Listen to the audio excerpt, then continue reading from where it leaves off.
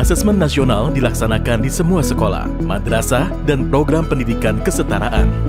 Sampel peserta didik yang mengikuti asesmen nasional dipilih secara acak, sedangkan kepala satuan pendidikan serta guru seluruhnya akan berpartisipasi. Bagaimanakah mekanisme kepesertaan tersebut dalam implementasi? Peserta didik akan mengerjakan 4 instrumen: asesmen literasi membaca, survei karakter, asesmen numerasi, serta survei lingkungan belajar. Peserta didik jenjang pendidikan dasar dipilih secara acak oleh Kemdikbud dengan jumlah maksimal 30. Sementara untuk jenjang pendidikan menengah dipilih secara acak dengan jumlah maksimal 45 murid. Masing-masing jenjang memiliki 5 orang peserta cadangan. Apabila ada peserta utama yang berhalangan melaksanakan asesmen nasional, maka satuan pendidikan harus sudah menginformasikan penggantian peserta utama dengan peserta cadangan selambat-lambatnya 1 hari sebelum hari pelaksanaan.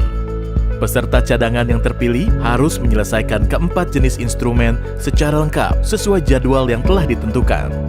Kementerian Pendidikan dan Kebudayaan tidak menyediakan jadwal asesmen susulan.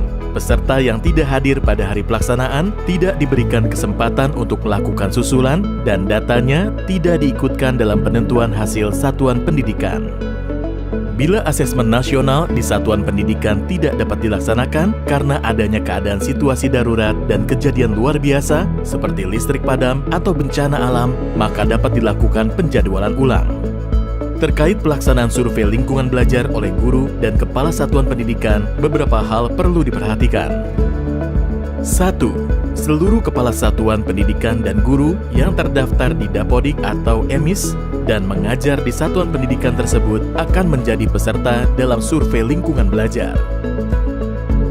2. Pengisian survei lingkungan belajar untuk kepala satuan pendidikan dan guru dilakukan secara mandiri tanpa pengawasan dan diberikan waktu selama 4 hari. 3. Bagi guru yang mengajar lebih dari 1 satuan pendidikan, melaksanakan survei lingkungan belajar di setiap satuan pendidikan yang diajar. 4.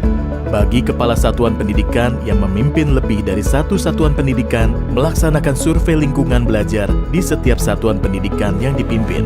Apabila kepala satuan pendidikan yang berperan sebagai guru, maka akan mengisi survei lingkungan belajar baik sebagai kepala satuan pendidikan maupun sebagai guru. Sangat penting bagi setiap satuan pendidikan mendapat potret yang utuh mengenai kondisi pendidikan yang sebenarnya. Oleh karena itu, partisipasi aktif untuk melaksanakan asesmen nasional dengan menjunjung integritas tinggi akan mendorong dihasilkannya informasi yang akurat dan komprehensif. Dengan mensukseskan pelaksanaan asesmen nasional, mari kita tingkatkan mutu pendidikan di Indonesia.